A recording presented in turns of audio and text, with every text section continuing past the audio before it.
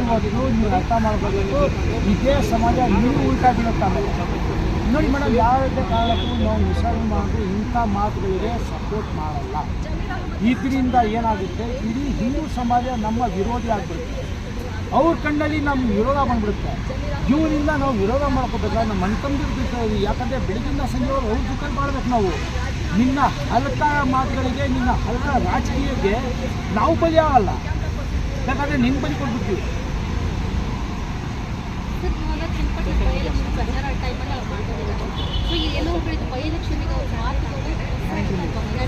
Hundred percent ಅವ್ರ ಪಕ್ಷಕ್ಕೆ minus ಆಗೋದು ಮೇಡಮ್.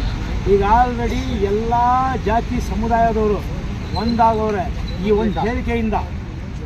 ಈ ಒಂದೇ ಒಂದು ಹೇಳಿಕೆಯಿಂದ ಇಲ್ಲಿವರೆಗೂ ನಮಗೆ ಬೇರೆ ಥರ ಭಯ ಇತ್ತು. ಲೀಡ್ 5,000 ಗೆಲ್ಲೋದಂತೂ ಪಕ್ಕ. 5,000 ಬರುತ್ತೋ 500 ಬರುತ್ತೋ ಅಂತ ಇದ್ವಿ. ಇವಾಗ 20,000 ಲೀಡಿಂದ ಗೆಲ್ತೀವಿ ಅಂತ ಧೈರ್ಯ ಬಂದಿದೆ. ಇವತ್ತು ನೆಮ್ಮದಿಯಿಂದ ನಿಂತ್ಕೊಂಡಿದ್ದೀವಿ. ಇಲ್ಲಾಂದರೆ ನಾನು ಚುನಾವಣೆಗೆ ಅಲ್ಲಿ ಇರ್ತಿದ್ದೆ.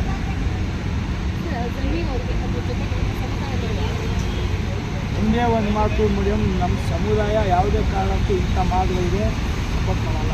ಪ್ಲಸ್ ನಮ್ಮ ಮುಸ್ಲಿಂ ಸಮಾಜಕ್ಕೆ ಒಂದೇ ಒಂದು ಮಾತಾಡ್ತಿರ್ತೀನಿ, ದಯವಿಟ್ಟು ಮುಂದಿನ ದಿನಗಳಲ್ಲಿ ಇಂಥ ಧನ್ಯವಾದ ಮಾತುಗಳಿಗೆ ಬೆಂಬಲ ಕೊಡೋದು ಏನಾದರೂ ಮಾಡಿಕೊಂಡ್ರೆ ಇಡೀ ರಾಜ್ಯದಲ್ಲಿ ಬೇರೆ ವರ್ಗಕ್ಕೆ, ಬೇರೆ ಸಮುದಾಯಕ್ಕೆ ನಾವು ವಿರೋಧ ಮಾಡ್ಕೊಳ್ತೀವಿ. ನಾವು ವಿರೋಧ ಮಾಡ್ಕೊಂಡು ಇಲ್ಲಿ ಬಾಳೋಕ್ಕಾಗಲ್ಲ. ನಾವು ಇಲ್ಲೇ ಬಾಳಬೇಕು, ಇಲ್ಲೇ ಬದುಕಬೇಕು, ಇಲ್ಲೇ ಸಾಯಬೇಕು. ಅಂದರೆ ನಾವು ಎಲ್ಲರೂ ಜೊತೆಯಲ್ಲಿರಬೇಕು. ಅದಕ್ಕೆ ಇಂಥ ಮಾತುಗಳಿಗೆ ಜಮೀರ್ ಅಹ್ಮದಿಗೆ ಬಹಿಷ್ಕಾರ ಹಾಕಿ ಅಂತ ಹೇಳ್ತೀವಿ. ಮೊನ್ನೆ ಒಂದು ಸಭೆಯಲ್ಲಿ 3,000 ಜನ ಬೇರೆ ಮುಸ್ಲಿಮ್ನೂ ಸೇರಿದ್ರು. ಮೋಸ್ಟ್ಲಿ ನಿಮ್ಮೆಲ್ಲ ತೋರಿಸಿರ್ಬೋದು, ಒಂದು ಸಭೆ ಮಾಡಿದರು ಆಯಿತಾ. ಅದರಲ್ಲೇ ನೀವು ಅರ್ಥ ಮಾಡ್ಕೋಬೇಕು. ಆಮೇಲೆ ಬೇರೆ ನಮ್ಮ ಹಿಂದೂ ಜನಾಂಗ ಎಷ್ಟು ಜನ ಇದ್ದಾರೋ ಎಲ್ಲರೂ ಅಗೇನ್ಸ್ಟ್ ಆಗಿ ಒಗ್ಗಟ್ಟಿಂದ ಇವತ್ತು ಕೆಲವರು ಓಟ್ ಹಾಕಿ.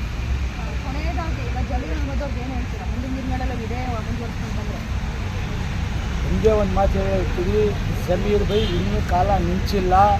ನೋಡಿ, ದೇವರು ಶಿಕ್ಷೆ ಅಂತ ಕೊಡೋಕ್ಕೆ ಬಂದರೆ ಸಿಕ್ಕಾಬಟ್ಟೆ ತೊಂದರೆ ಆಗಿಬಿಡುತ್ತೆ. ಯಾಕಂದರೆ ಯಾವತ್ತೂ ದೇವರು ನಮ್ಮಲ್ಲಿ ಮುಸಲ್ಮಾನರಲ್ಲಿ ಒಂದು ಮಾತು ಹೇಳಿದ್ದಾರೆ, ಯಾವ ಮನೆಯಲ್ಲಿ ನೀನು ಊಟ ಮಾಡಿರ್ತೀಯೋ ಆ ಮನೆಗೆ ನೀನು ದ್ರೋಹ ಮಾಡಬಾರ್ದು. ಪಕ್ಕದಲ್ಲಿ ನನ್ನ ಸ್ನೇಹಿತ ನಿಂತವನೇ, ಅವನಿಗೆ ಮೋಸ ಮಾಡಬಾರ್ದು.